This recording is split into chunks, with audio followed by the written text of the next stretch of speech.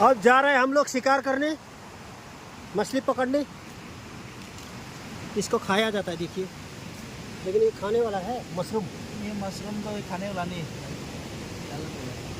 तो ये खाया नहीं जा सकता है, जहरीला है।